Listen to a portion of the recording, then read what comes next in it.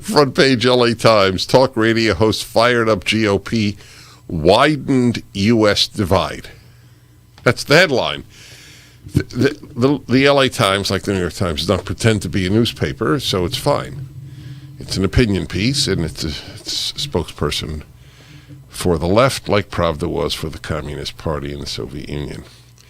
So he divides, right? He divides. So when the left accuses a conservative of being divisive, and I had that, in fact, yesterday.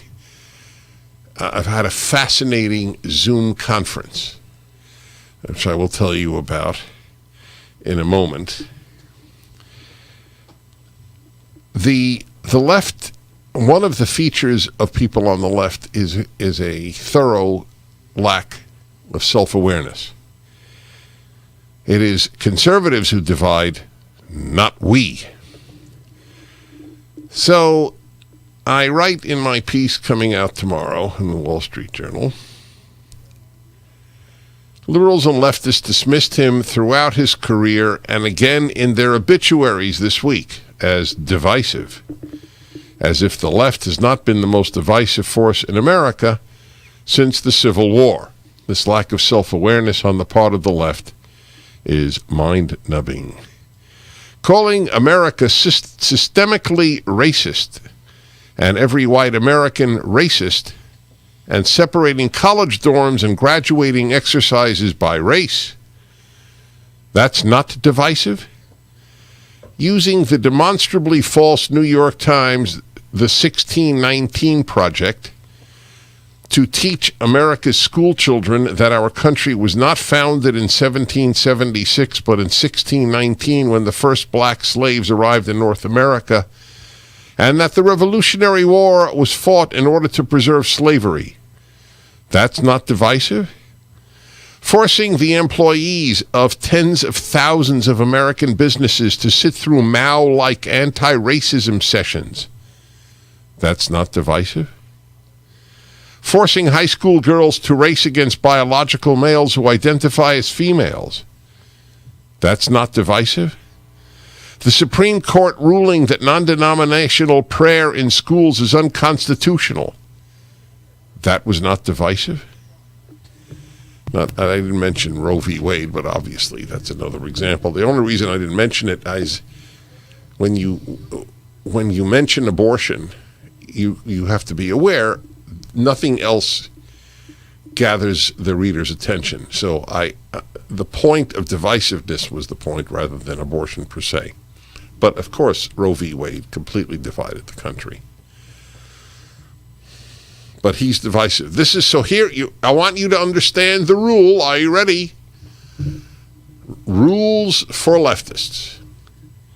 We on the left may divide, but if a conservative or some liberal points out that we divide, that person will be attacked as dividing.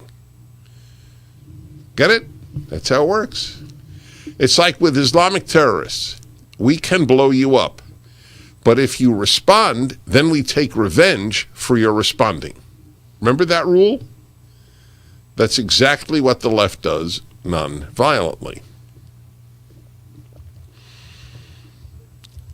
We can attack, but if you attack back, you're the one who was divided.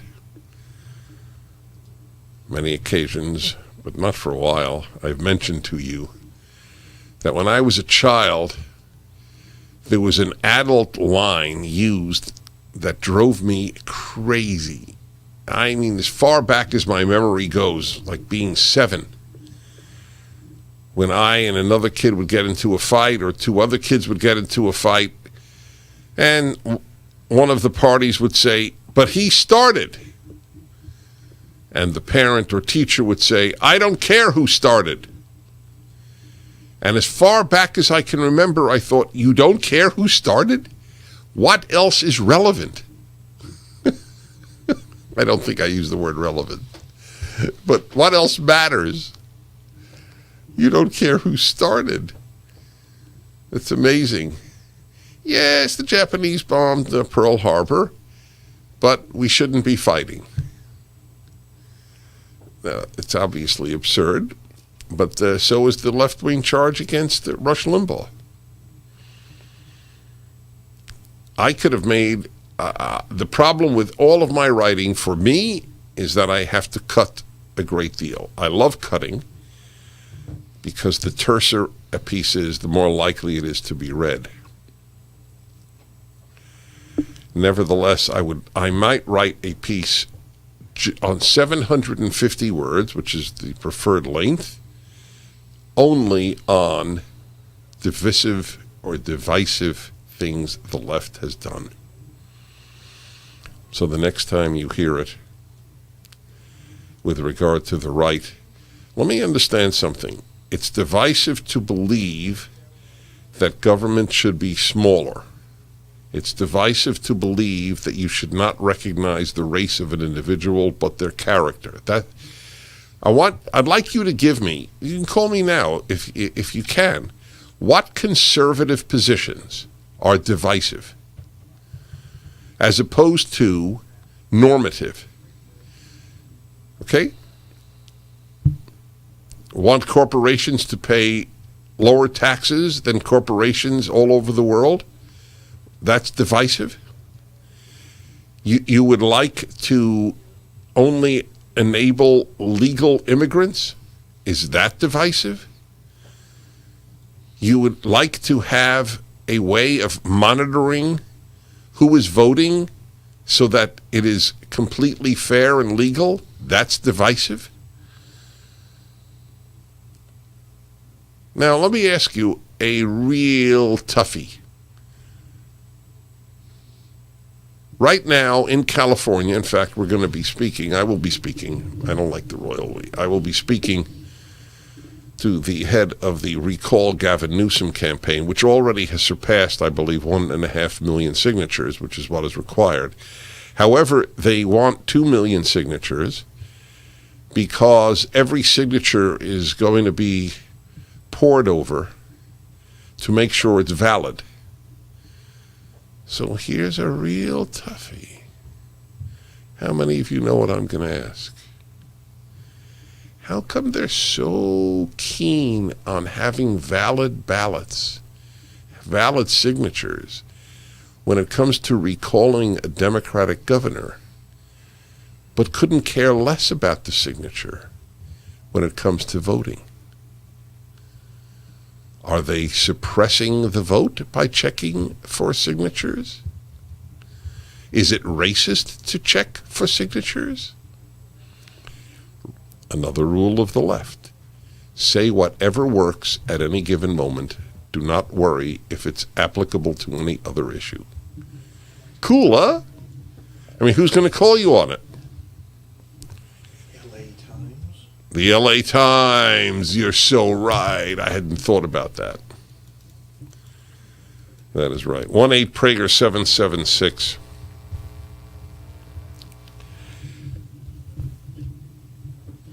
The column I wrote for the Wall Street Journal out tomorrow notes something that I have not heard noted much, and I'm not quite certain why. Either people feel it's too delicate or they just forget to mention it, but the man was going deaf. According to what I read, he was essentially deaf near the end of his life.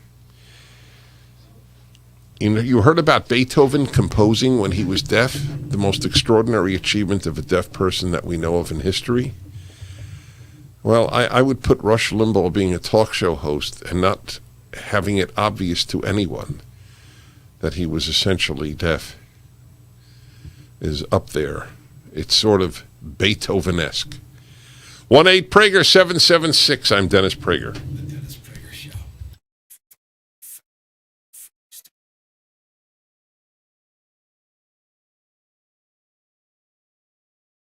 Now on America First.